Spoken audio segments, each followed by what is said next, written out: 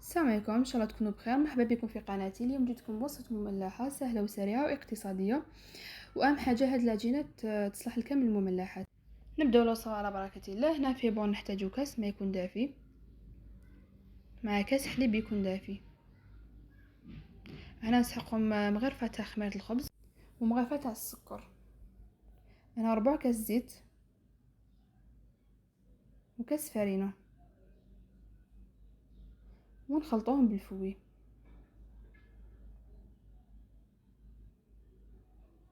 ونخلوها تريح لمده 10 دقائق حتى 20 دقيقه. هنا نزيدو الفرينه تدريجيا. هنا زدت 3 كيسان مع الاول، نكونوا غربلناهم من قبل، ومغرفه ملح، ونلموها غير بالعقل كما راكم تشوفوا. من هنا نبدا نزيد في الكاس الرابع تدريجيا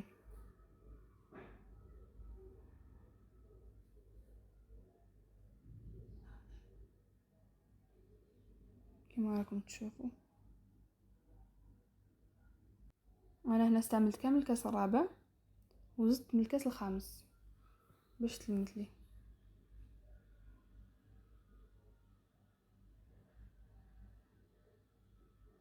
هنا ما نعجنوش السيوغا نلموها.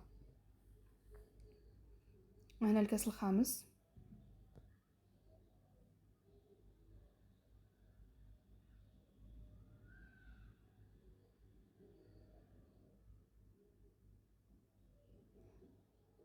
لازم العجينه تكون شويه تتلاصق. هنا زدت لها مغرفه تاع مارغرين ولا زبده، تقدروا ثاني ديروا الزيت نورمال. هنا نسيو ندخلوها في العجينه كما راكم تشوفوا،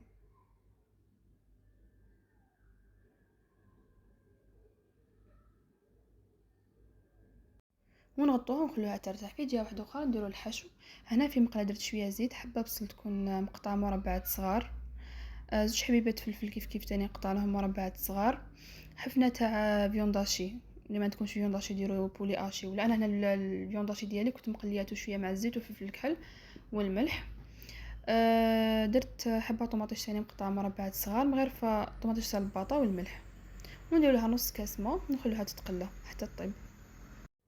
ونولو العجينه ديالنا. حكمتها انا كامل ديكازيتها وقسمتها ل4 كريات. انا دايره هاد الكميه خدمت لي 2 سنيوات كبار.